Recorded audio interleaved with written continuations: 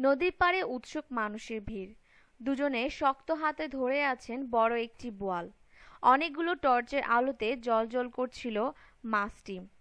গতকাল সোমবার রাতে মৌলভীবাজারের জুড়ী উপজেলায় পশ্চিম হরিরামপুর এলাকায় জুড়ী নদীতে ধরা পড়ে। পার্শ্ববর্তী বেলাগাঁও গ্রামের বাসিন্দা মৎস্যজীবী শফিক মিয়া বড়শি ফেলে মাছটি ধরেন। শফিক মিয়ার ভাষ্যমতে, নদীর পশ্চিম হরিরামপুর ডহর আছে, সেখানে বিভিন্ন জাতের বড় বড় মাছ থাকে। সোমবার বিকেলের দিকে নদীর ওই স্থানে জ্যান্ত টাকি মাছের টোপ দিয়ে বড়শি ফেলে রাখেন শফিক।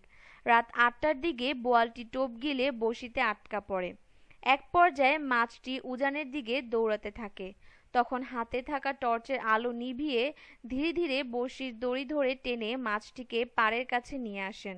সরেজমিনে রাত ৮:৩০টার দিকে গিয়ে দেখা গেছে বোয়ালটি প্রায় ৩.৫ ফুট লম্বা। শফিক মাছটির দাম হাঁকেন ১৫,০০০ টাকা।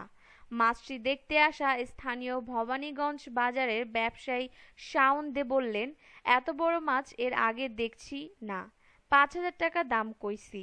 বিক্রেতা বেচতে রাজি হয়নি। শফিক মিয়া বলেন, মাছ ধরাই তার জীবিকা। প্রতিদিন নদীর বিভিন্ন স্থানে বড়শি ফেলেন। গত সপ্তাহে নদীর জঙ্গিরাই এলাকা থেকে প্রায় ৬ কেজি ওজনের একটি বোয়াল ধরে ৫,০০০ টাকায় বিক্রি করেন। আজ মঙ্গলবার বিকেলে মুঠোফোনে যোগাযোগ করলে শফিক বলেন, সোমবার রাতে স্থানীয় দুই ব্যক্তি দর কষাকষি করে ১০,০০০ টাকায় বোয়ালটি কিনে নেন। উপজেলা মৎস্য কর্মকর্তা আব্দুস শাকুর বলেন, বোয়াল রাক্ষসী জাতের মাছ।